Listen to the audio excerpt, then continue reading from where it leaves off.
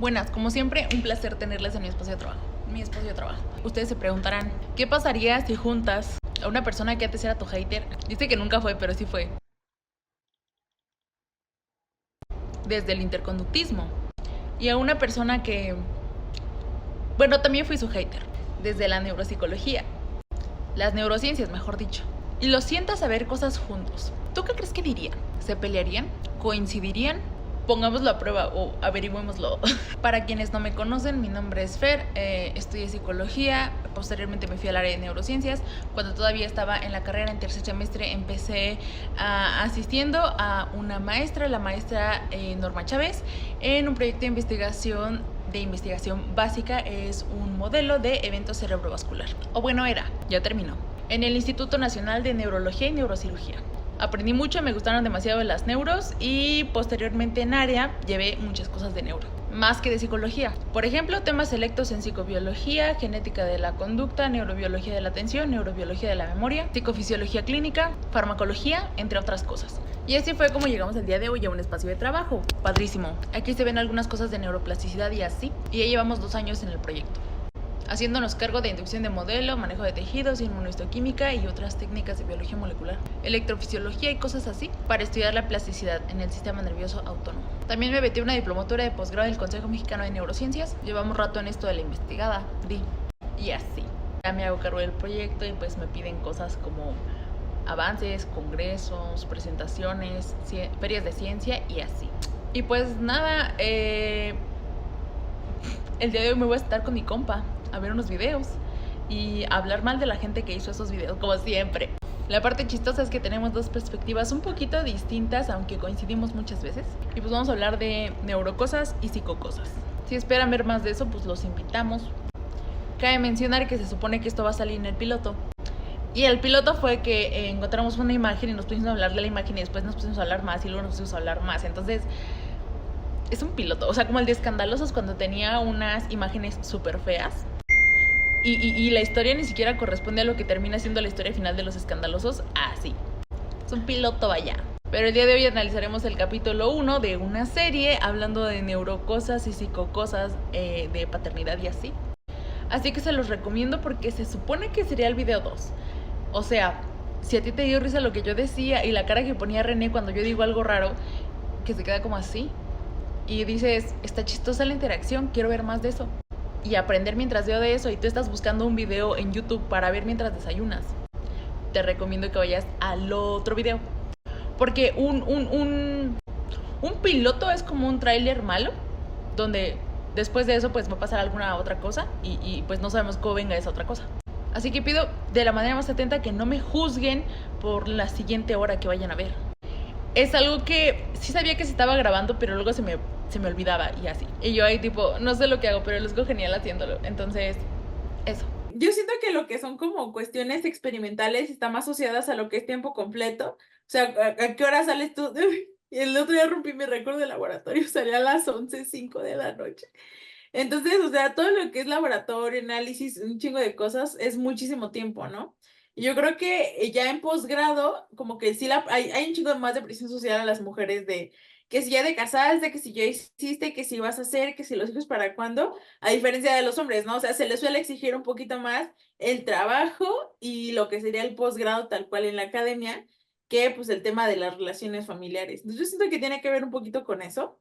Y yo me ha pasado. Y ya soy la que sus primas le dicen, ¿y los hijos para cuándo? Y yo una vez cometí el error muy grande de decirle a una, no, pues ahí para cuando acabe el doctorado.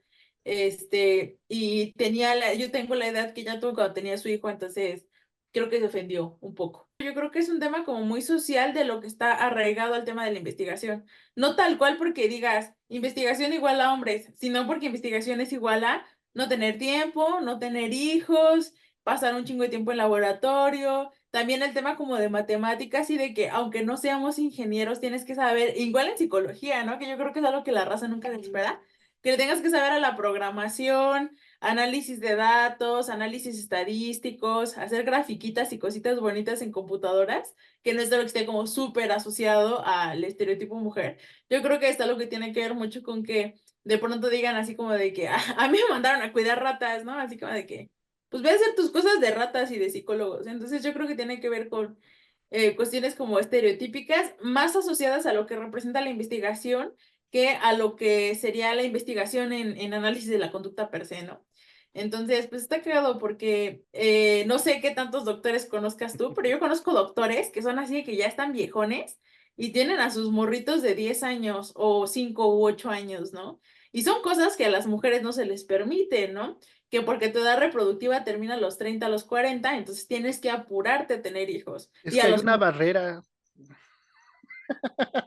yo, cuando, creo que tiene como, no sé, como 2 o 3 años, ¿no? Que dijeron de que, no, ya confirmamos que su esperma deja de servir, pero eso tiene súper poquito tiempo porque es una cuestión que está como socialmente ahí.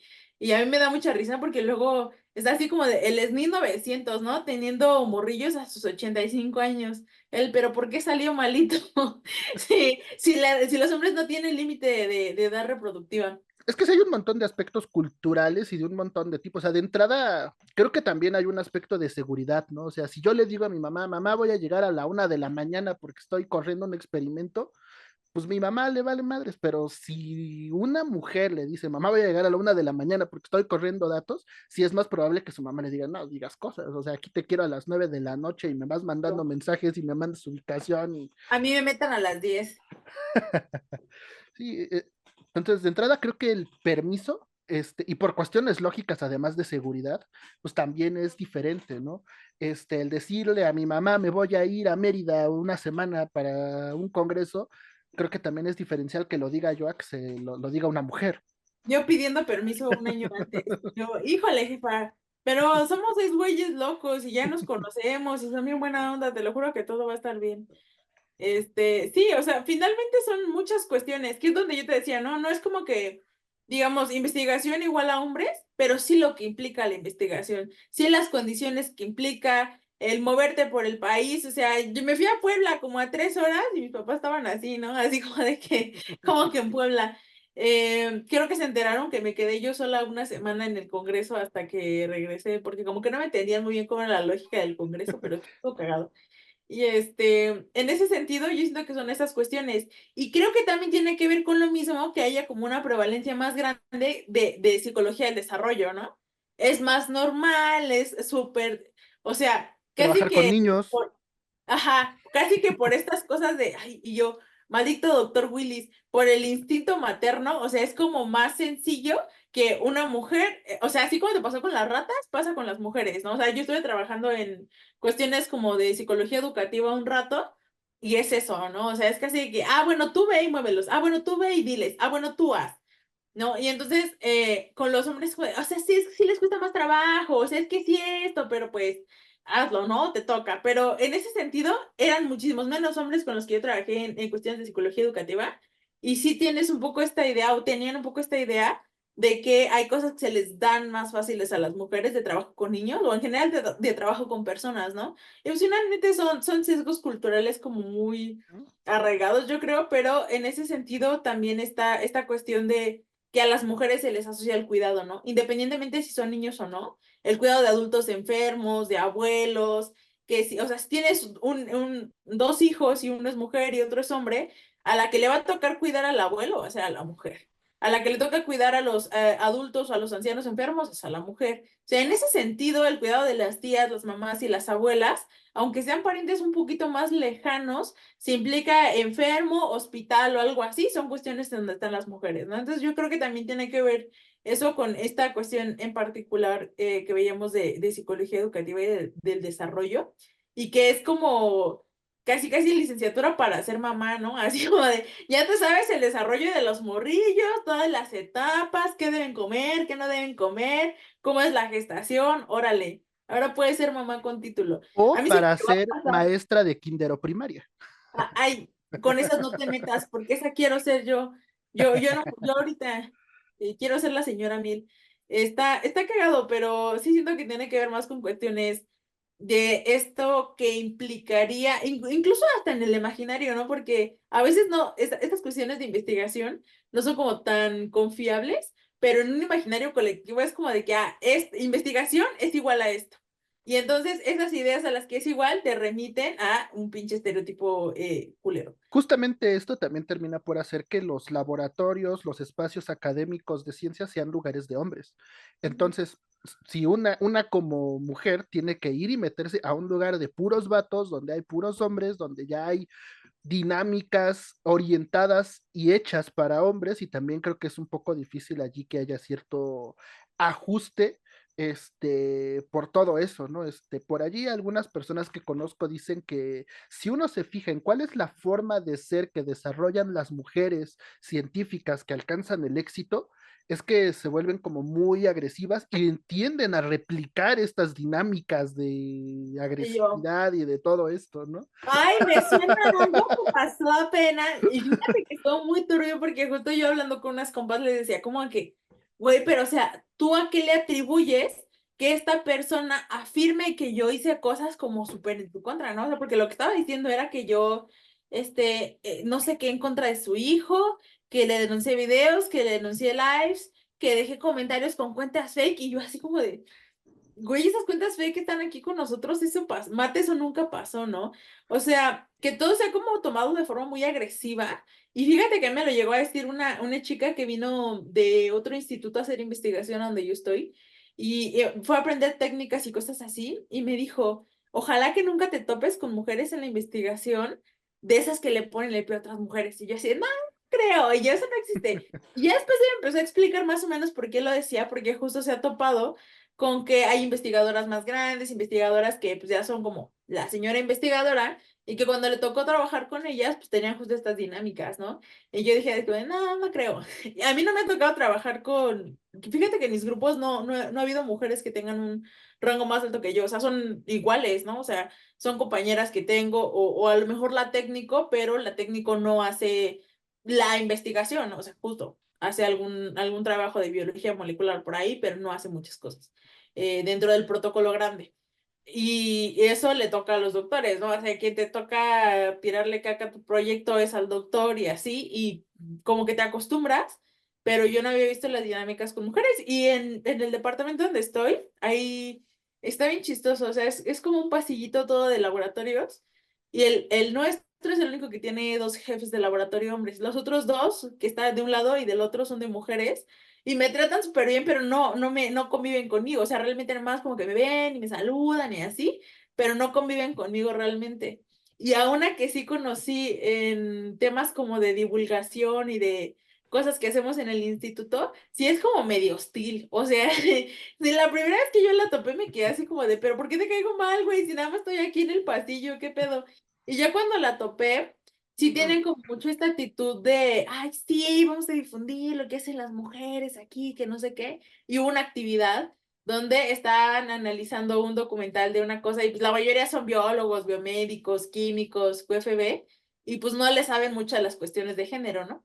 Entonces, yo, o sea, sí soy psicóloga, pero le sé las cuestiones de género por otra cosa. Y justo cuando empezó la discusión, yo estaba así como de que, no, pues, o sea, sí es sí es este estereotipo, pero al mismo tiempo, pues la parte que no está chida es que también está asociado como de forma misógina a las mujeres, ¿no? Es un documental de los mushes en Oaxaca. Entonces es un poco los roles que se le asignan, el cómo se les ven, qué categorías se mete, etcétera.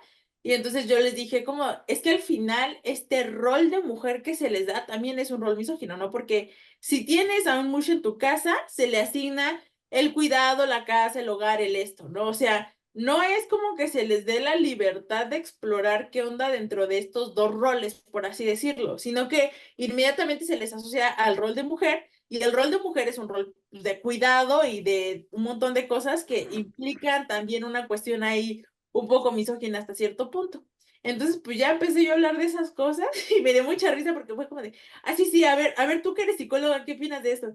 Y creo que sí me preguntaron que con quién estaba y qué estaba haciendo, ¿no? Porque siempre es como de, ¿y con qué doctor estás? Y yo es que nunca salgo de mi laboratorio. Pero es cagado porque justamente en ese punto, pues yo me di cuenta como de ese tipo de actitudes, ¿no? Que es como, nosotras somos las mujeres aquí, mujeres en la ciencia, ¿no? Mujeres investigadoras. Entonces vamos a difundir esto.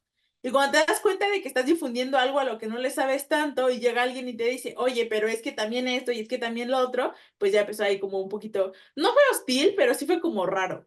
Y ya después ya, la segunda vez que la vi, sí, ya sentí que fue hostil, pero está, no sé, está feo. Porque justo siento que, como tú decías, ¿no? O sea, de pronto los hombres insertan demasiado en estos grupos y de tal forma que las mujeres que llegan se ajustan a una dinámica de hombres, ¿no? A una a los horarios, a mí me pasa que justamente como son los doctores o estoy con vatos, o sea, se van a la hora que quieren, acaban súper tarde un experimento, yo me quedo a manejo de tejidos y entonces son como 2 horas aparte de que acaba la electrofisiología y entonces pues son cuestiones donde es como de, bueno, pues a ver cómo te vas, pero vive cerca, pero no sé qué. Antes cuando vivía cerca, ahorita que ya no vivo cerca, ya sí se medio preocupan un poco. Es como de, ya, pues salte a las 9, ya no a las 11, ya no a las 10 aún dentro de lo que se ha estudiado como en temas de género, llega a ser como bien difícil y de pronto bien complicado, porque independientemente, o sea, hablemos de, no sé, feministas de hace 30 40 años, la forma en la que empezaron a aprender cosas y en la que vivenciaron algunas cosas es muy distinta, ¿no? O sea, yo creo que es algo que también ha permitido que de pronto se vea como a las feministas radicales o a algún tipo de feminismo de hoy, como muy reactivo. No, o sea, es como de que, ay, pero es que a nadie les gusta, pero es que a nadie les parece. Pues sí, o sea, vienes de problematizar cosas en los 50 como carteles y roles, en los 60 en los 70 y ya, pues ya pasaron un montón de problematizaciones, pero eso no quiere decir que se haya acabado y no quiere decir que esté ya solucionado por completo. Justamente lo que decía hace rato, es que en mi post de, es que me da mucha risa, o sea, porque justamente las morrillas, bueno, en general, cuando se estudian varias cuestiones de género, se problematiza esto de que hay muchas cosas que son muy homoeróticas, ¿no? Dentro de la masculinidad hegemónica. O sea, que los vatos se sientan seguros encuerados con otros vatos únicamente en espacios, ya sea como no sé, deportes de contacto o el gimnasio o estas cosas como muy así como de que, así de machos, pero o sea, aquí sí nos podemos encuerar de machos, pero aquí sí nos podemos, oler las colas todos. O sea, ese tipo de cosas se problematizan como algo de pronto también muy homoerótico, ¿no? O sea, ¿hasta qué punto tú como hombre buscas satisfacer la expectativa y todo lo que implica de los hombres, ¿no? Y eso estuvo muy cagado porque, ay, yo sí quemo gente y a mí no me importa este fragmento, yo sí lo voy a subir. O sea, y yo, una vez salí con un vato y yo, y desgraciadamente sí fue mi novio, pero era, o sea, la aprobación masculina era tan excesiva que era como este rollo de permitir que se le violente a su novia, que era yo, y a él mismo por la aprobación masculina de otro güey, ¿no? Entonces, o sea, como que eso sí te habla de, entonces, ¿qué es lo que tú quieres, no? Así como de enciarte al perrito que tiene la bandera así como de gay, así. Es como de, "Eres o no eres".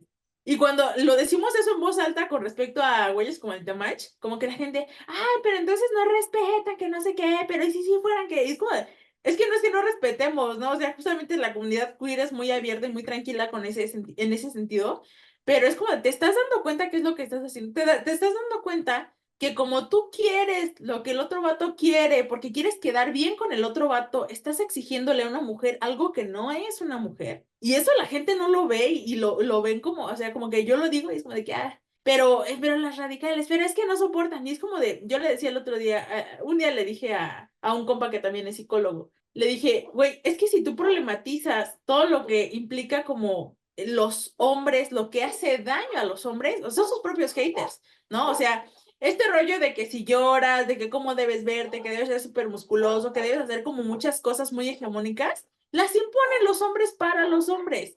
Y yo le decía hace rato al vato que me estaba funando, le digo, los güeyes son los que están así de que, ay, sí, Henry Cavill y Chris Hemsworth, o sea, todos esos güeyes así súper musculosos. Las mujeres viendo al Pedro Pascal siendo cagado, ¿no? Así como de que, ay, güey, mi crush, ay, lo amo. O sea, si tú haces de que el sondeo y ves qué tipo de hombres le gustan a las mujeres, es el güey que se parece al morro de pecesuelo, ¿sabes? O sea, así como todo chino y chistoso.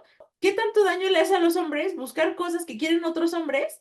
Y cuando buscas una mujer y te das cuenta de que no quiere eso, es que es una maldita, es que no sé qué, es que ahora me rechazan por tal cosa, y esos son los fans del Temach, o sea, a mí me llegaron comentarios 1500 fans del Temach, y es como de que, es que las malditas mujeres, y es como de que, a ver, bueno, ¿y tú qué querías, o qué esperabas, o qué hacías? No, pues que me puse mamado y tenía mucho dinero y no sé qué, pero pues la trataba de la chingada, ¿no? Y es como de, si él te está diciendo que hagas eso, ¿por qué le echas la culpa a las mujeres si tú tomaste la decisión de ser de esa forma por la expectativa y el gusto hacia otro hombre, ¿no? O sea, con base en lo que quiere otro hombre. Y como que no les entra, o sea, yo les dije que el día que reconozcan que son sus propios haters en muchas cosas, no es que se problematice el machismo únicamente hacia las mujeres, ¿no? O sea, también es en las expectativas que lleva sobre los hombres.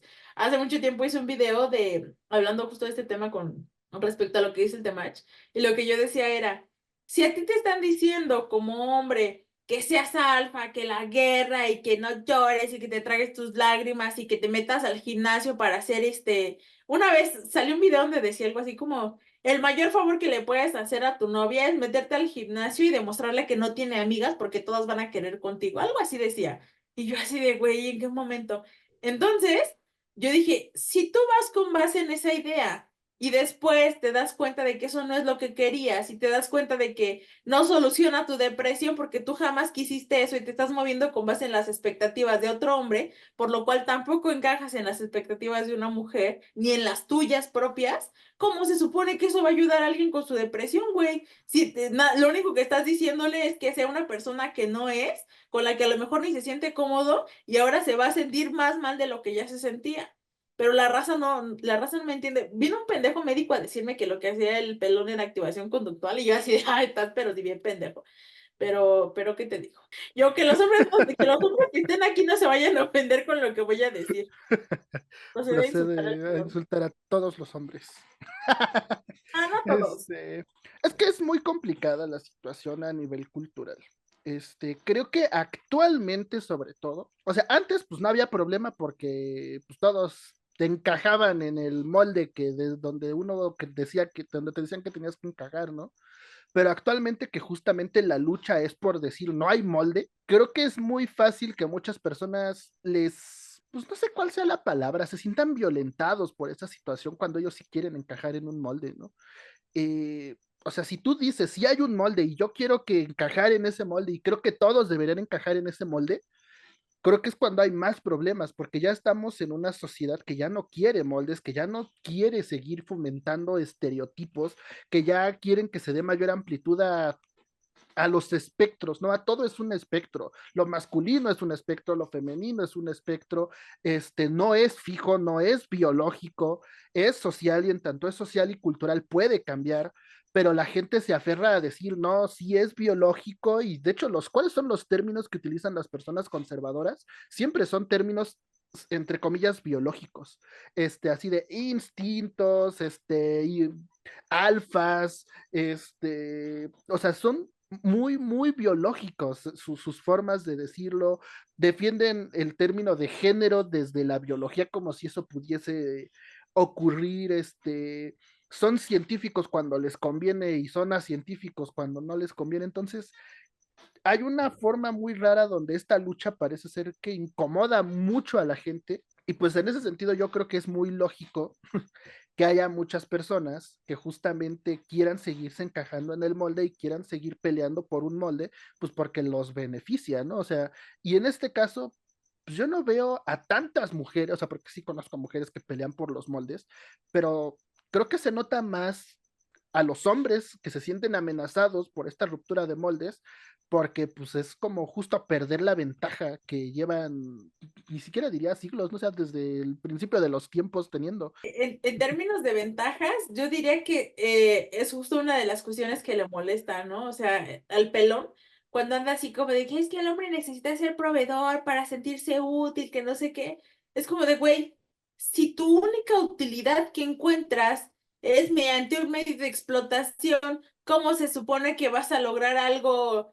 llámese plenitud, feliz, lo que tú quieras, o sea, pon el nombre que quieras, ¿no? Si únicamente está sujeto a eso, si tu utilidad está sujeta a eso, si una mujer se puede ganar su tortita y su dinero haciendo cualquier cosa que se le venga en gana y ya no te necesita para proveer ese dinero, ¿por qué en lugar de aferrarte a eso y de exigirle a la mujer que siga queriendo eso, no exploras tú qué es lo que puedes ofrecer primero como persona para ti y después para tener un vínculo con alguien más, ¿no? Que es el que han optado un chingo por hacer las morras ahorita.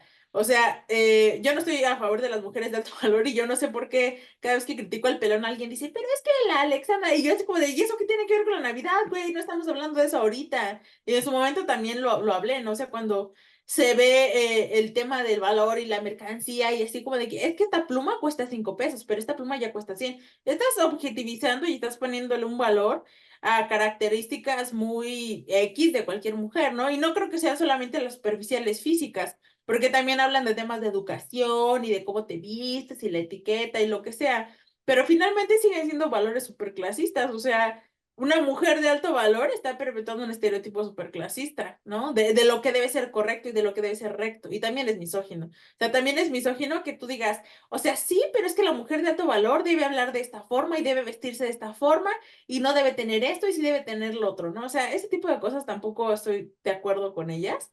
Cuando el pelón habla de todo lo que debería ser la utilidad de los hombres, tú dices, ¿de verdad solamente eres útil de esa forma? Porque yo creo que aunque tú fueras útil de esa forma nada más, o sea, eso no te satisface de ninguna manera, ¿no? Y yo creo que es ahí donde viene el problema. ¿Qué pasa cuando defiendes un molde a ese grado, ¿no? De su secta y después ya no lo quieres tener o no te sientes cómodo con él? O defendiste tanto ese molde y te insertaste en ambientes que promovían ese molde que no te sientes cómodo. Y lo han reflejado muchos vatos, ¿no? O sea, en ese sentido, pues no me siento cómodo con que el otro güey se la pase hablando del cuerpo de las mujeres, o con que se la pase diciendo este tipo de cosas, o con que se la pase haciendo este tipo de cosas. Y llega a ser incómodo para los mismos hombres, ¿no? El cómo se expresan algunos hombres de otras mujeres, o el cómo se sienten cómodos en espacios de hombres y hacen cualquier cantidad de cosas medio grotescas y extrañas. Y entonces ellos dicen, no, pues yo no me siento cómodo con ese molde, ¿no? Y entonces, ¿de qué forma les beneficia a ellos mismos seguir perpetuando eso? ¿Qué es lo que yo le decía a la raza en ese video, ¿no? O sea, finalmente, el hecho de que ustedes anden ahí peleando como loquitos del centro contra cosas, o sea, son sus propios haters, son el que se ponen así el palito en la bicicleta y se cae, ¿no? O sea, cuando ya están tirados y ya están viendo que no les está funcionando y que no les está sirviendo, se quejan de lo que dice alguien más o se quejan de lo que dicen las mujeres en torno a algunas cosas. Y es como de, güey, pues tú solito te pusiste ahí. O sea, tú eres el que está defendiendo ese molde, ¿no? Hay espacios muy abiertos donde con otras mujeres puede ser de muchas maneras. Puedes hacer un chingo de cosas. Nadie te va a juzgar si algún día quieres que alguien te pique la cola porque quieres explorar ser hombre con una... es que es una anécdota muy cagada. Pero, o sea, por ejemplo, esto del punto G, los hombres, hay hombres que se sienten muy cómodos diciendo, claro que sí quiero que mi novia me meta el dedo en la cola. Y van y lo hacen y ya, ¿no? Y eso no significa que sean gays. Pero ese tipo de cosas donde dicen, no, pero es que cómo, no, pero es que cómo la morra va a hacer esto, no, pero es que cómo, o sea, que es justamente defender un chingo el molde, pues a veces ni siquiera les satisface a sí mismos, ¿no? Y dentro de eso mismo, el ámbito de la sexualidad también está muy cabrón. O sea, ¿hasta qué punto el hombre está feliz, satisfecho, contento, únicamente teniendo una idea de cómo debe ser el sexo, que es más que nada como un performance, más que lo que debería hacer o sentir, ¿no? O sea, el hecho de que si debe durar, que si debe tener, que si debe hacer, son cosas que ni siquiera los satisfacen a sí mismos, ¿no? Y entonces dices, ¿y cómo se supone que entonces estás defendiendo algo que es así como, uy, tu hombría? Pero pues, ¿quién soy yo para juzgar? ¿Quién soy yo para juzgar a los hombres pendejos? Y llevándolo un poquito más a lo psicológico, aquí creo que hay una cuestión, aunque uno tenga una postura social, política, económica y muchos etcéteras, pues finalmente uno no se supone, uno procura y debe de ser objetivo cuando llegan personas ya en un aspecto más tecnológico. Y por ejemplo, justo en mi caso me ha tocado en muchísimas ocasiones atender a gente cuyo problema social es quiero ajustarme al molde. Obviamente hay un choque curioso en términos individuales que uno tiene que ahí trabajar de manera individual como psicólogo, pero pues es muy curioso porque pues digamos, uno en psicoterapia puede ver bien clarito ya cuando empieza a dedicarse a toda esta situación, pues sí, como lo psicológico, claro que es la expresión de, la expresión de lo social, lo biológico, lo cultural, lo económico, lo laboral y las 30,000 dimensiones que hay. Pero finalmente hay una cuestión muy curiosa de tener que llegar y tener que decir, fuera de todo esto y fuera de ahorita hablar de cierta manera o hacia cierto lado o de cierto enfoque, tener que decir, oye, pero pues ahorita, ¿qué estás haciendo? Pues ayudándole a una mujer a que aprenda a cocinar bien porque dice, quiero aprender a cocinar bien porque mi vato X y Z, ¿no? Entonces hay una cuestión muy rara donde por un lado uno como psicólogo dice, no, pues es individual, no, pues cada quien, donde uno como psicólogo dice, no, pues yo defino, si tú quieres, y lo de siempre, también de manera individual, ¿no? Si tú quieres perpetuar el rol de género de manera individual, está perfecto, ¿no? O sea, si tú quieres perpetuar lo que sea, está perfecto, pero por otro lado, la lucha de, no, pero es que eso es lo que hay que modificar y es eso contra lo que hay que luchar. Entonces hay una dualidad muy curiosa que viene justo cuando uno se dedica más al aspecto de tener que entender lo psicológico en tanto individual y tener que entender lo social en tanto social y moverse dimensionalmente porque porque la posición de la dimensión social es muy distinta a la posición de lo psicológico, y aprender a justo a transitar entre dimensiones y entrar uno en la esquizofrenia disciplinar de pronto, si la podemos llamar de esa manera, Esa. y aseguran, es que es bien difícil, porque es asegurarme de que no impacte en lo profesional, pero al mismo tiempo desde lo profesional ver qué puedo hacer para generar el cambio y entonces es muy raro, muy, muy raro saber cómo hay que entrarle realmente a la situación sin caer en sesgos en donde no hay que caer en sesgos, y brindando el mejor servicio porque finalmente pues es la chamba, entonces sí es curioso, porque aparte yo estoy muy en contra de psicoterapia con perspectiva de género, o sea, yo estoy súper en contra de todo ese tipo de cuestiones, porque implica mezclar en tu práctica aspectos ya de entrada que sesgan el cómo vas a analizar lo que te van a decir las personas. Para mí, psicoterapia con perspectiva de género es lo mismo que psicoterapia cristiana, porque ya traes un sesgo y una forma de analizar que te va a orientar el hacia dónde vas a ver y cómo vas a ver y qué vas a querer hacer para resolver problemas o tú qué vas a definir desde entrada como problemático. En este momento nos vamos a divorciar como amistades. Fíjate que yo creo que ha sido mal entendido, mal utilizado y que se ha llevado a mala praxis. Y esa es la parte más importante, la mala praxis. Porque podemos meternos en terrenos de lo moral desde el género, sí, pero eso no implicaría perspectiva de género.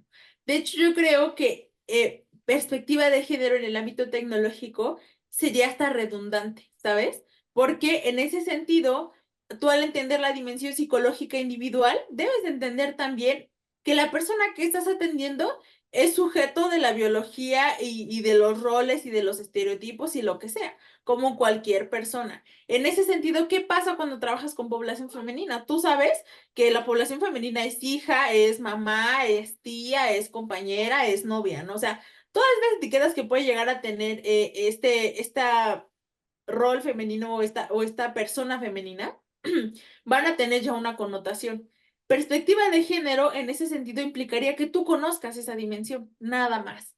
No implicaría que tú te metas en terrenos de lo moral que vive o de lo moral que le acontece, sino en el ser sensible a que finalmente es una realidad distinta dentro de lo individual, ¿no? Porque el hecho de que tú sepas que atiendes a una mujer, sabes que es diferente a que sepas que atiendes a un hombre.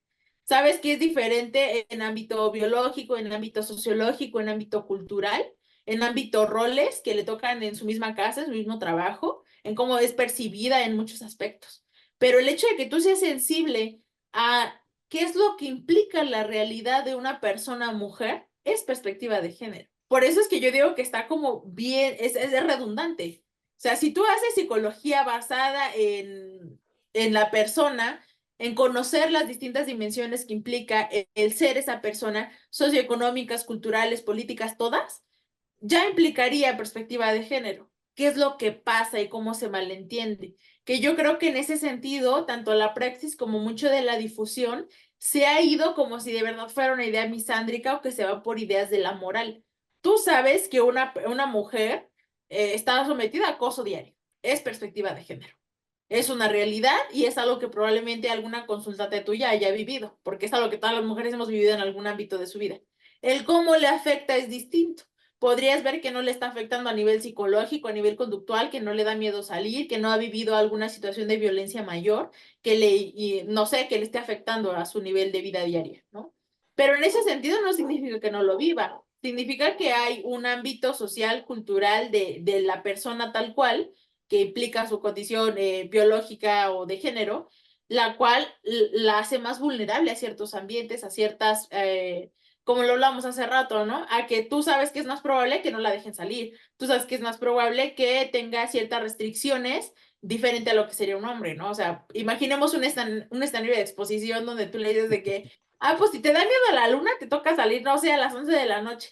Es diferente el cómo se lo vas a decir a un hombre que a una mujer por las condiciones que implica. Porque tú sabes que es más probable que a ella le llegue a suceder algo o aunque no le suceda algo, que tenga la idea de que algo le va a suceder por las estadísticas que maneja el país o que su familia tenga la idea de que algo le va a suceder por las estadísticas que maneja el país en un entorno sociocultural.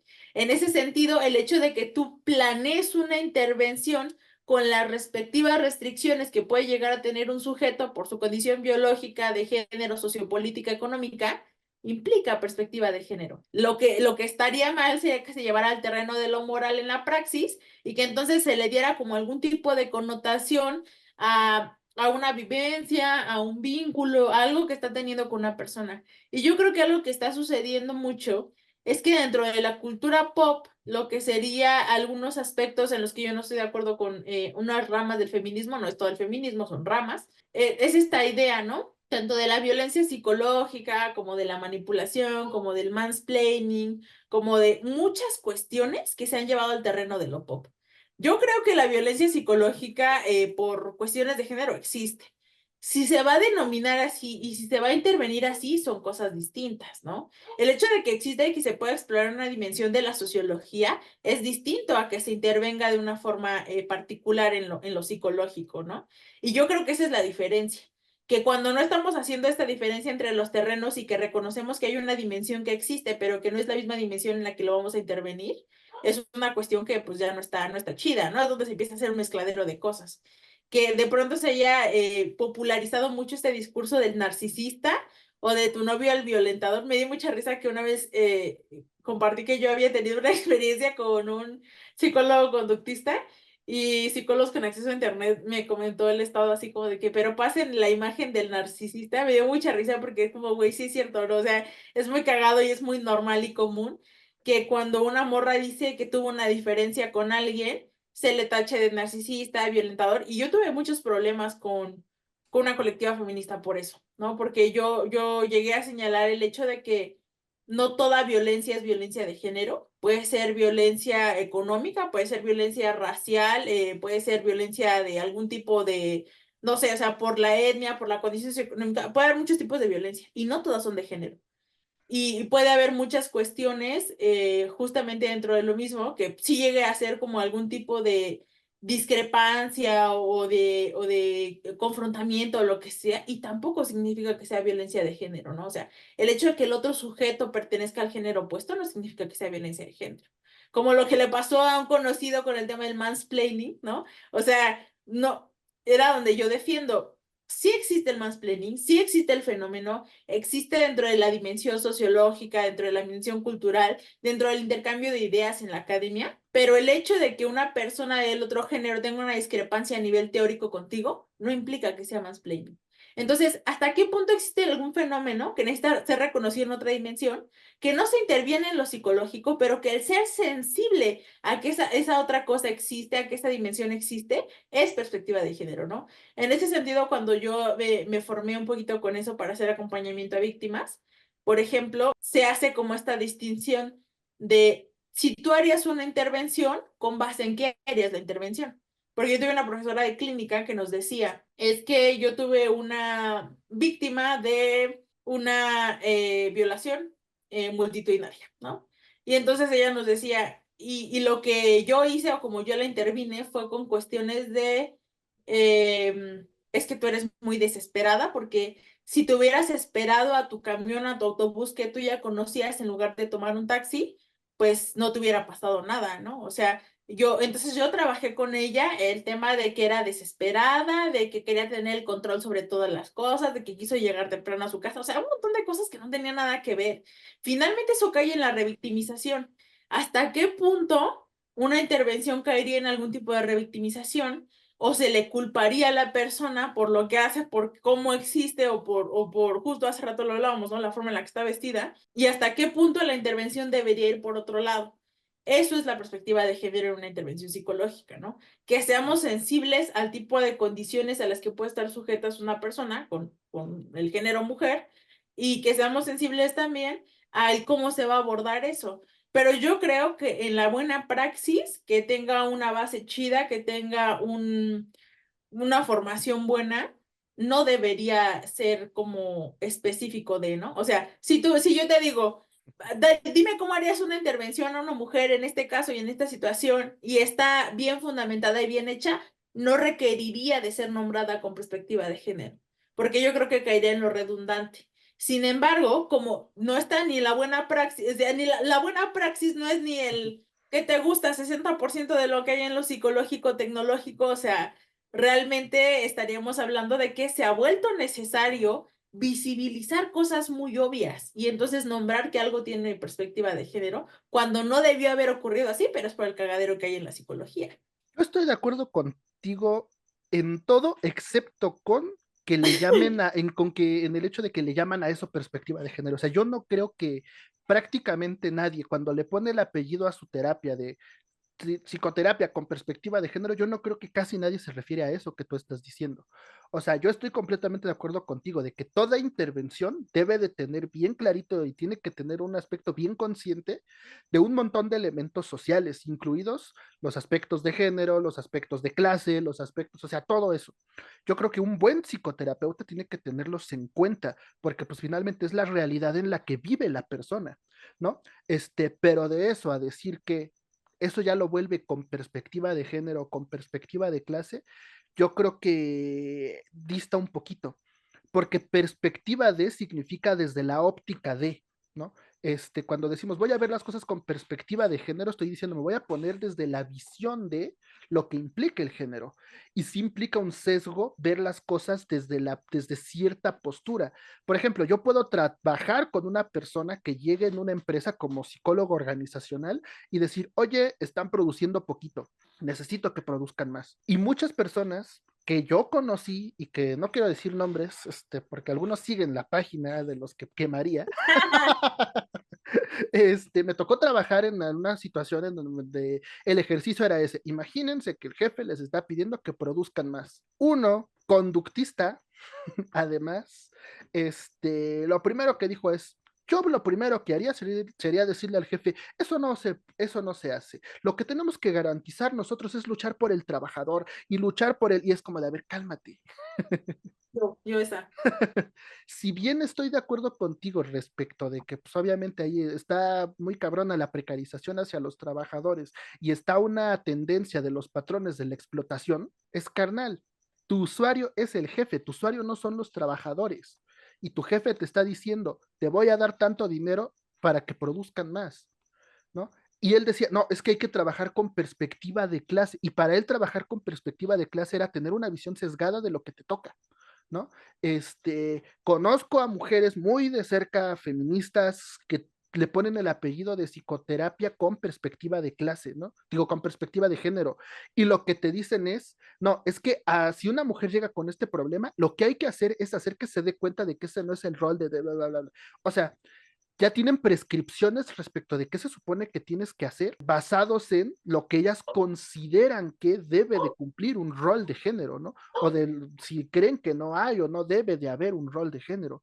Entonces, yo sí creo que las personas que te venden algo con perspectiva de clase o con perspectiva de género, o sea, que ese es el apellido de la psicoterapia, sí hay un sesgo, pero, o sea, por eso digo, si las palabras perspectivas se utilizaran tal como tú las mencionas, yo estaría completamente de acuerdo en úselas, pero nadie las utiliza así. Y de hecho muchas veces son estrategia de marketing del yo te voy a ofrecer algo distinto a los que no traen el apellido de perspectiva de clase.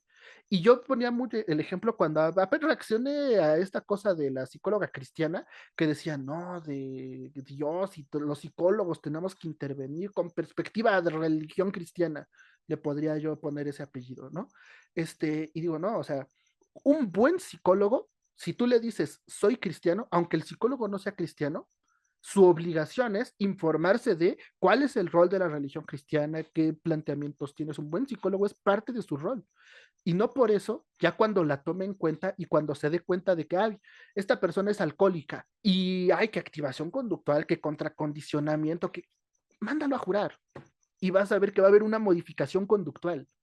O sea, deja todo eso. Aquí el componente de la religión es bien importante en muchos casos. Y el que tú sepas eso y le digas a alguien, ve a jurar, no significa que estés trabajando con perspectiva de religión, ¿no? Simplemente estás haciendo lo que un buen psicólogo hace dado el análisis de la realidad de la persona. Entonces, estoy de acuerdo contigo, no hay que ponerle apellidos, pues es psicología.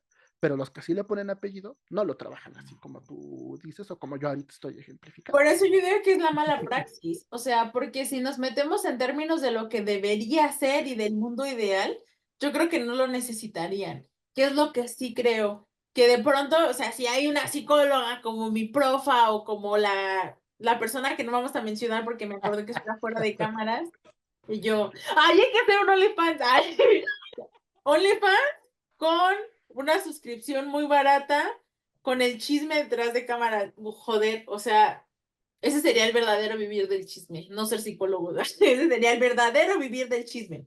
Bueno, ajá, como esa persona que mencionamos hace rato que no va a salir en ninguna cosa pública, y yo no estaría como muy cómoda de ir, ¿no? O sea, yo sí creo que el apellido viene siendo necesario hasta cierto punto, no que sea necesario tal cual, ¿no? Yo creo que se convirtió en algo necesario y lo empezaron a utilizar como algo necesario, entre comillas, por algunas cuestiones que se dieron por la mala praxis. O sea, si desde el principio la psicología no fuera un cagadero y hubiera una buena práctica y hubiera consensos y protocolos, esto padrísimo, no sería necesario. ¿Qué creo?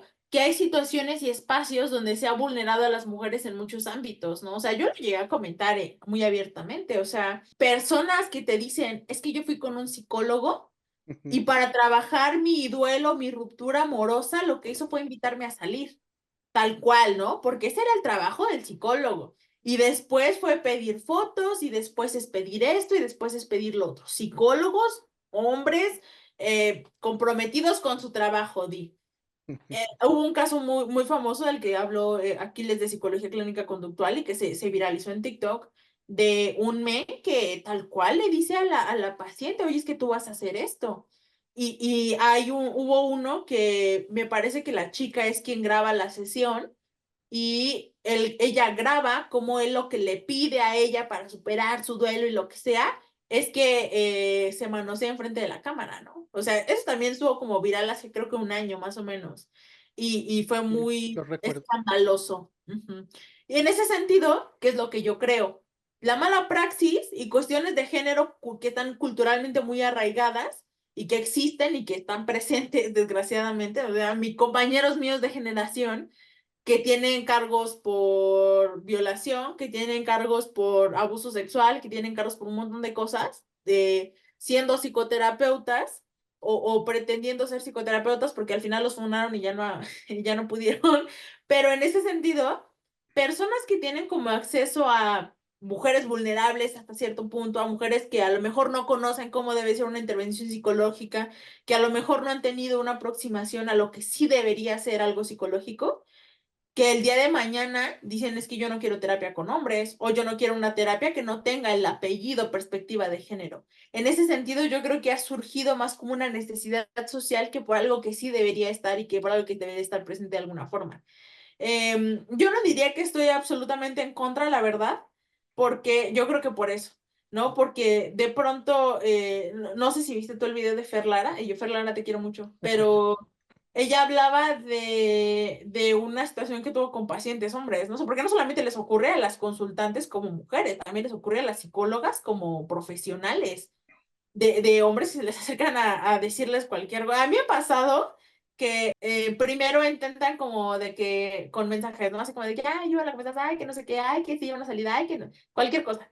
Después, como ven que yo, pues, o, no, o de plano no les contesto, o no sé, es como de que, ay, quería ver el tema de una asesoría, ay, pero da psicoterapia, ¿sabes? O sea, cosas como donde ya no se te pudieron acercar de una forma, intentan acercarse de otra. Y también le pasó a la hija de Mabel que le llegan comentarios asquerosos, ¿no? O sea, por el cómo se muestra como psicóloga, digamos, que como que de pronto a los hombres les hace falta como que una mujer que los escuche y que los entienda y que dicen, ah, una psicóloga, ¿no? Y le llegan comentarios horribles. Entonces, en ese sentido, yo creo que el apellido perspectiva del género se ha hecho necesario por los escenarios que han surgido por la mala praxis, no porque sea necesario tal cual. Si se hiciera una buena intervención, no debería llevar el apellido. Estoy totalmente de acuerdo y creo que es algo que vendría sobrando, pero creo que los escenarios sociales han impulsado el hecho de que eso suceda, ¿sabes? No, no creo que eso surgiera de la nada y no, no creo que surgiera como marketing per se. Creo que hoy sí se puede haber convertido en marketing, totalmente de acuerdo. Como lo vas a ver en evidencia, no nos hagamos tontos todos, o sea, también se convirtió en una situación de marketing. El contextualismo es marketing. También se convirtió en marketing. Entonces, Yo no creo que sea psicología, yo creo que es marketing para la psicología. Este, que creo que, o sea, ¿cómo decirlo? y yo, Estoy de acuerdo en el uso que le das a las palabras, pero insisto en que no es el uso que le dan las personas que se venden así. Yo creo que a lo mejor es el uso que las personas empezaron queriéndole dar, pero que sí implican un sesgo actualmente. Y que en tanto sesgo, pues sí sería muy complicado. Eso del marketing, de lo que se ha vuelto en la psicología, yo creo que tengo sentimientos encontrados respecto del marketing en la psicología. Porque por un lado digo, le falta marketing a la psicología. O sea, si algo le falta a la psicología, es un buen publicista. Eh, a la psicología basada en evidencia, por ponerles apellido, que no me encanta. No por las razones mamadoras que muchos utilizan, ¿no? Porque he visto a muchos de... basado en evidencia, basado en ciencia. Me acuerdo que esa fue una de las primeras peleas que tuvimos, porque yo le dije así como de que, a ver, pero entonces si la meditación y la religión te están dando el mismo resultado que la evidencia, o también tiene evidencia de que está funcionando, ¿qué es lo que determina que algo sea evidencia o que algo esté basado en una perspectiva científica? Yo sí soy muy, muy popular de eso. Pero dime cuál es tu sentimiento Sí, encontrado.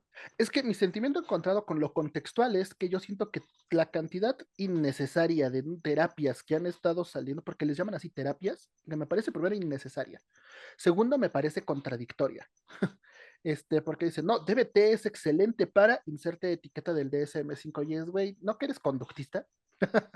De entrada eso, que te digan, soy conductista, pero soy un conductista que atiende el trastorno X y es, güey, entonces te lo juro, no eres conductista. Trastorno de la conducta alimenticia y del conductismo. Yo lo ¡Ay! pongo, Yo me lo busco. sí, este, así de modo no dar nombres, pero suficiente cantidad de referencias para que sin dar el nombre sepan a quién Yo, me refiero tú. yo esa. No, pero, o sea, me parece contradictorio antes que nada. Y entonces por eso yo digo, el contextualismo no es nuevas terapias, porque lo que hacen muchas de sus terapias es, güey, eso se hace desde los 60, desde los 70, desde los 80, desde los 40 algunas cosas. Entonces decir, esto que estás vendiéndome no es nuevo para empezar. Segundo, esto que quieres vender tampoco es conductismo, porque desde que le pones el apellido trastorno de, ya no es conductismo. Desde que dices, y yo ahora sí, sal de tu vida, entra en tu mente, que es de los libros más famosos que tiene el Steve Hayes, dices, es que eso no es conductismo. Y no porque uses la palabra mente, o sea, sino por el cómo la usa. Sí la utiliza en el sentido interno cognitivista dualista. Entonces dices, desde los Es que es una cimientos no metáfora. es. y justamente eso es, no sé si has visto BoJack Horseman, hay un capítulo en el que el vato quiere cambiar su vida y justamente está escuchando como un cassette de autoayuda que está así de, el sol es una metáfora, la luna es una metáfora, todo es una metáfora. Yo digo, o sea, está bien que las metáforas puedan ser una herramienta, pero ya también hay aspecto, hay gente dentro de eso que dice todo es una metáfora y todo lo que hace el psicólogo tiene que trabajar por metáforas y todo, y es como de tampoco, o sea, depende. Porque si te topas con banda autista, por ejemplo, quizá las metáforas en determinadas personas del espectro autista no te van a servir de nada. Con esas personas tienes que ser literal. ¿Y qué? Entonces, me estás diciendo que ya se acaba, si tú te formaste nada más en esto y te llega una persona autista, funcional, ya se te cae la intervención nomás porque con ellos no puedes usar metáforas. Con ciertas personas no puedes usar metáforas, o que toda tu información terapéutica se basa en metáforas. Entonces, no, o sea, en lugar, no es la terapia, es una herramienta que puedes usar en terapia. Entonces, desde ahí también es muy raro que te quieren decir, tenemos 50 terapias, y yo diría más bien, tienes 50 técnicas, 50 tecnologías que tienen efectos específicos en determinado tipo de cosas, que aparte no estás definiendo funcionalmente, estás definiendo descriptivamente, respecto de una etiqueta. Entonces, mis sentimientos ¿Qué? encontrados. Que los conductistas que están en contra de las etiquetas y de las descripciones del DSM hacen qué? Me dio mucha risa porque el Iñaki, te quiero mucho Iñaki, fue a comentar el meme, no sé, sí lo viste, ¿no? El de otra maldita página de psicología, que decía, ¿por qué tiene 50 terapias de DBT? Y sale el cangrejo diciendo, porque me gusta el dinero. Ese güey así como de DBT específica para el miedo a los nahuales. Y yo así, ay, yo la necesito, la requiero. Y estoy muy de acuerdo, o sea, yo creo que, y por eso yo no estoy muy de acuerdo con lo basado en evidencia, ¿no? O sea, la actualización, lo basado en evidencia, así de que el ¿cómo te dice? Bueno, eso 20, ¿no? Así como de que especializado en quién sabe qué chingados, como que, ay, güey, a ver, no nos hagamos. Se supone que tú estás partiendo de principios de aprendizaje, partes de una lógica, partes de un método, justamente estableciendo pues un método hasta cierto punto generalizable, ¿no? Que puedes utilizar en varios escenarios. Entonces, ¿para qué chingados necesitas 25,000 cursos? Pero bueno, pues ¿quién soy yo para quién soy yo para juzgar a esos güeyes? Ay, me cae re mal, la verdad. Sí, Cada lo, vez que sale uno de esos, yo digo, cada día menos psicóloga. lo positivo que sí les doy, el punto, la palomita que les doy es que han vuelto pop lo basado en evidencia. El que lo vuelvan pop puede ser bueno o malo dependiendo de qué pase. Yo creo que Sí. en este caso es una de esas situaciones en donde volver algo pop fue medianamente bueno. Porque de pronto ya ves a gente que tampoco tendría por qué ser responsabilidad del usuario, también eso es una queja, o sea, digo, no puedes decirle al usuario, ay, tips para que los usuarios sepan un buen psicoterapeuta es, güey, un usuario no tendría por qué andar aventando la moneda antes de entrar con un psicoterapeuta de si va a ser bueno o va a ser malo.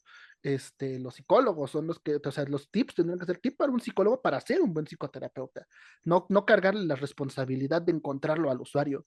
Voy a ir a Este, borrar ese video. Gracias. No, es que todavía no lo había hecho. Voy no, a o borrar sea, es el video. que es triste que se le tenga que cargar la responsabilidad al usuario de que encuentre un buen psicoterapeuta, pero fuera de esa situación, me parece que al menos se ha popularizado y ya ves a gente diciendo, oye, pero quiero que sea contextual, oye, pero quiero que sea cognitivo-conductual, oye, pero quiero que sea, o sea, el popularizar el término basado en evidencia creo que me gusta, porque es de las pocas maneras de llegarle a la gente y que la gente diga, ah, tengo que buscarlo basado en evidencia porque es lo que funciona. La gente no entiende por qué, no entiende cuál es la diferencia entre lo basado y lo no basado en evidencia, pero se popularizó y creo que ya hay mucha gente que al menos a partir de eso dijo, pues voy a buscarlo basado en evidencia, sea lo que sea, ¿no? Pero pues, si dicen que eso es lo que mejor funciona, que es lo popular, que es lo que sirve, entonces esa es la palomita buena que le doy a todo este movimiento que surgió. Creo que ya se pasaron un poquito, justo ya se transformó en un negocio de esos inútiles donde te venden en 3,000 pesos el capítulo 2 de la conducta de los organismos, pero eso es crítica también a los psicólogos, ¿no? No, pero pues tengo ahí, por eso digo que tengo sentimientos encontrados, porque a nivel teórico, metodológico, práctico es una mamada, pero a nivel popular, pues algo bueno está trayendo, ¿no? Yo creo que el problema con eso, bueno, es que justamente es lo que se convierte en marketing, ¿no? Porque yo puedo anunciarme como psicólogo basado en evidencia y como no se sabe qué es lo basado en evidencia, no sabe cuál es la diferencia entre basado en evidencia y basado en ciencia, puedes hacer cualquier cosa. ¿no? Y decir como de que, pues funcionó, funcionó, basado en evidencia. O sea, yo creo que ahí puede entrar muchas cosas, ¿no? Porque si nos ponemos en estricto sentido en cosas que funcionen o que tengan evidencia de que funcionen, está esta mamada, ¿cómo se llama? El MDR, Ajá. el, Justo pensé en lo mismo, justo estaba pensando en esa. o sea, los sistémicos también tienen evidencia de que ha funcionado para ciertas cosas, sí, pero tiene evidencia de que ha funcionado. Y a lo mejor es un proceso de, no sé, de sensibilización o qué sé yo, y está funcionando. Y en ese sentido es qué sí se va a meter, qué no se va a meter. Por eso yo estoy de acuerdo en un poco esta distinción que nos toca hacer a los psicólogos entre psicología y psicoterapia, ¿no? Pero no solamente como en el ámbito tecnológico, sino también de dónde vienen algunas cosas. Cuando yo me enteré que la modificación de la conducta no salió del análisis conductual aplicado, me quedé así, ay, güey, mi mente, porque yo dije, o sea, finalmente es eso, ¿no? O sea, ¿cuántas cosas no han salido de otras disciplinas que se aplican en la psicoterapia que no son psicología? Y eso es bueno o es malo. ¿Las haría psicoterapia o no las haría psicoterapia? Habría que hacer una psicoterapia que esté basada en psicología y basada únicamente en los conocimientos que ha brindado la psicología, porque en ese sentido, obviamente tiene razón el hecho de que el psicoanálisis no sea ni psicología ni una intervención psicológica, ¿no? Es un chingo de herramientas que salieron de un güey que era médico cocainómano, se transformaron por otro tipo, por otras gentes. Algunas dan resultados para algunas cosas muy específicas y entonces, ¿qué va a hacer eso? Va a ser psicología, va a ser psicoterapia, va a ser terapia, porque también es eso. Yo creo que algo que le ha pasado mucho al gremio y que es algo en lo que han caído muy mal algunos, es en que se agenciaron el término terapia. Terapia no es solamente psicoterapia, no hay muchos tipos de terapias. Y yo creo que es algo bien específico que de pronto los basados o la gente así que anda con sus pistolas por todos lados no está viendo. Porque finalmente el hecho de que alguien diga, terapia holística, oligoterapia de la no sé qué, terapia de patas o lo que quieran, va a ser terapia en el sentido que conlleva la palabra terapia o terapéutico, lo que tú quieras, pero no es psicoterapia y no es una terapia que esté basada en una intervención científica.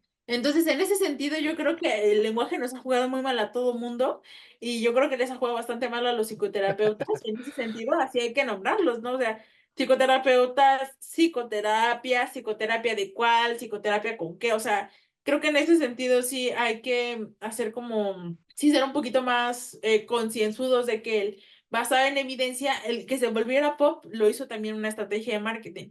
Y el que sea una estrategia de marketing sin rigor metodológico, teórico, compromiso científico o lo que tú quieras, incluso compromiso psicológico, porque puedes hablar de una estrategia que esté sirviendo o que tenga evidencia de que sirve y que no sea psicología, o que haya sido una intervención que salió de algún otro lado, ¿no? Como lo son algunas herramientas de pedagogía, algunas herramientas de la filosofía, algunas herramientas de cualquier otra cosa que no es psicología y están aplicándose en términos de lo que sería la psicoterapia basada en evidencia. Entonces, en ese sentido, pues yo creo que ha jugado es un arma de doble filo.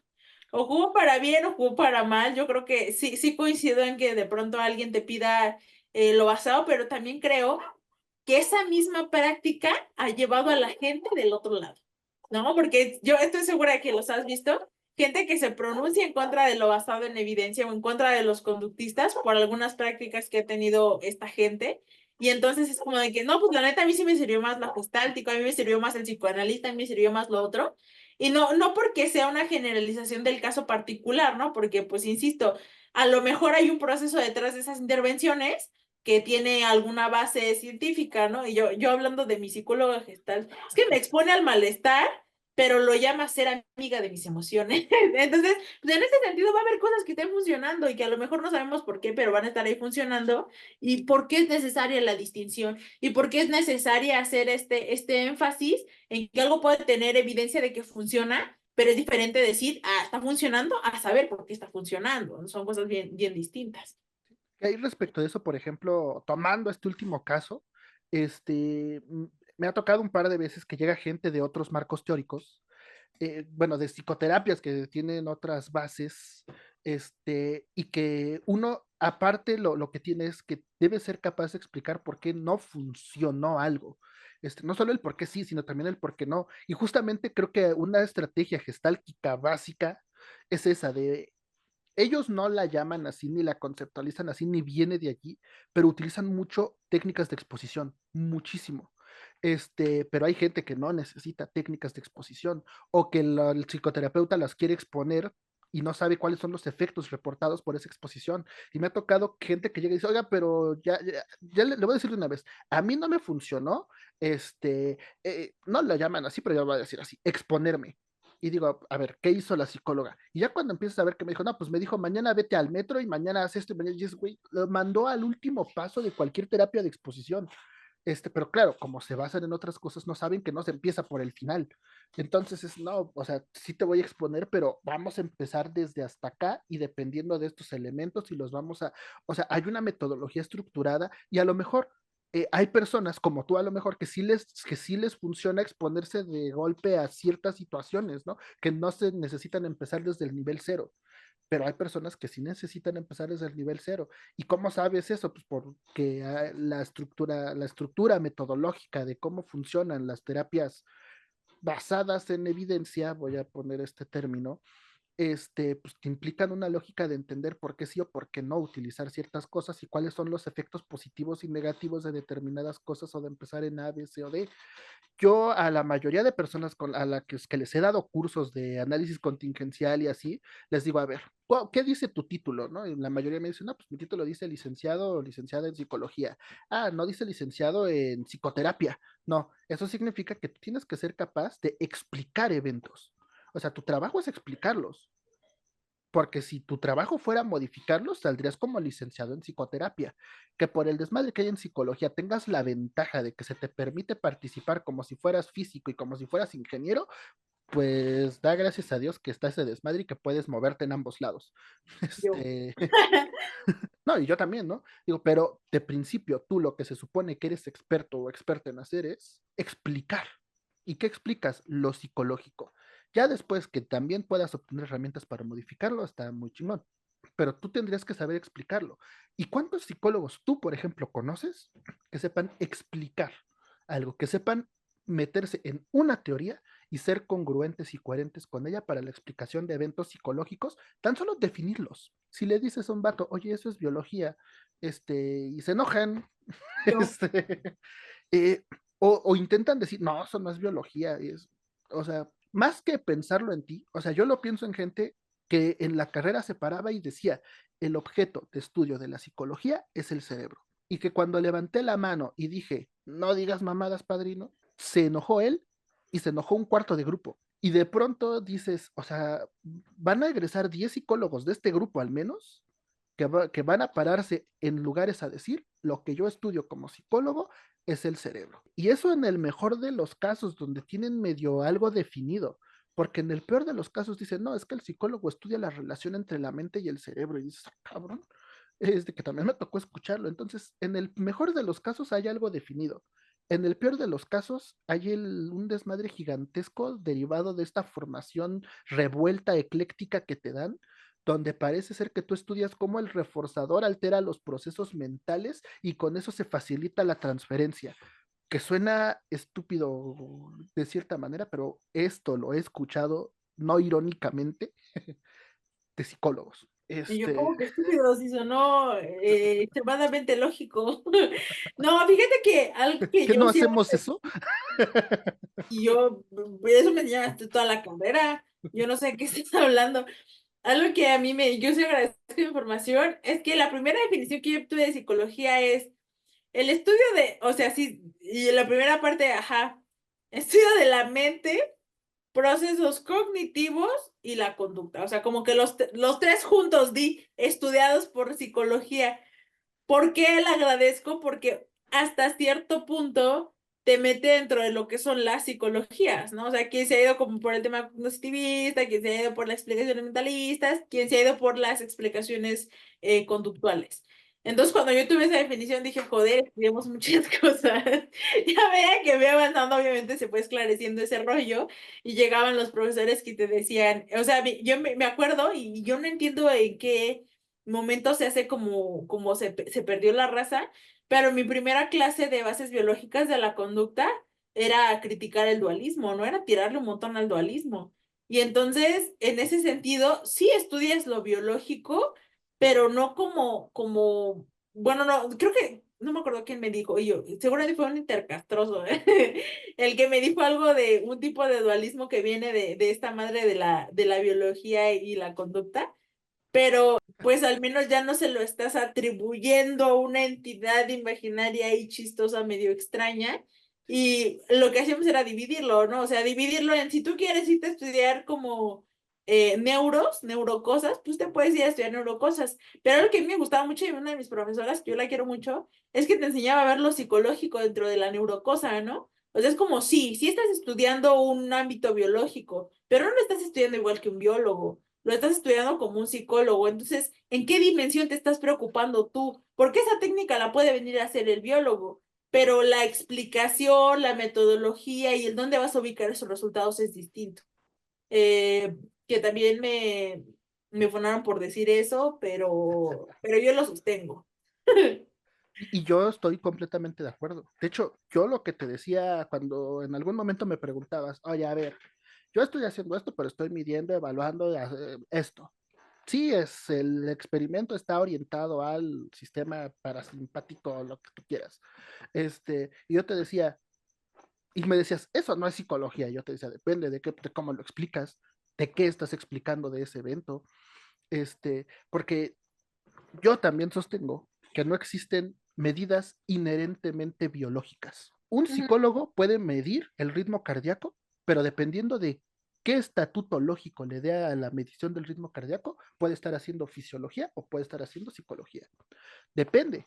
No existe algo que sea inherentemente biológico ni una medida que sea inherentemente.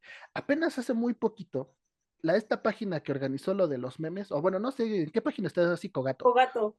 Ah, sí, eso. Y yo, psicogato. Sí, hizo, En otra maldita página de psicología.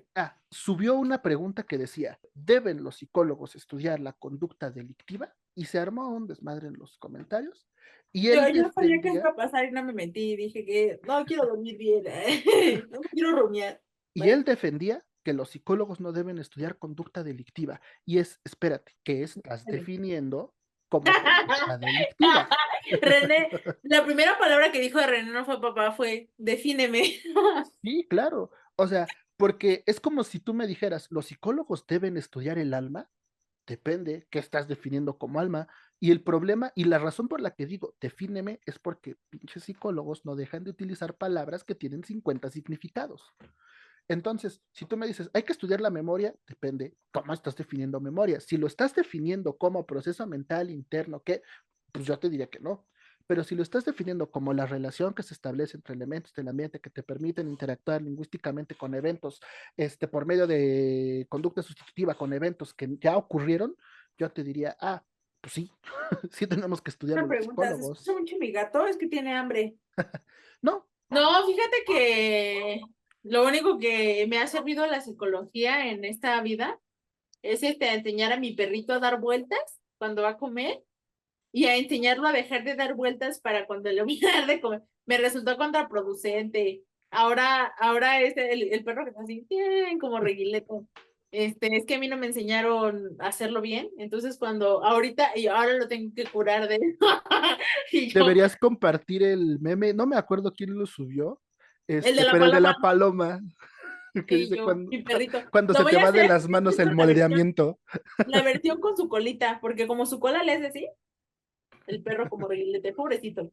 Pero es que es un perro muy ansioso, pero ahora lo único que me ha servido, y yo para lo que sirvió mi curso de conductismo radical, fue para hacer que le deje de dar ansiedad. Entonces estamos en una etapa de amoldeamiento, donde ya se logra sentar, estar quietecito, mientras abro la puerta. Pero una vez que abro la puerta se vuelve loco. Ya llevamos en que abro la puerta y doy 2 pasos y sigue sin volverse loco. Pero como son muchos perros juntos y conviven todos, hay una chihuahua que por más que yo lo quiera y aunque le dé de comer primero, siempre hace un alboroto horrible. Me queda mal. Pero ya le está dando mi mami. Entonces, eso.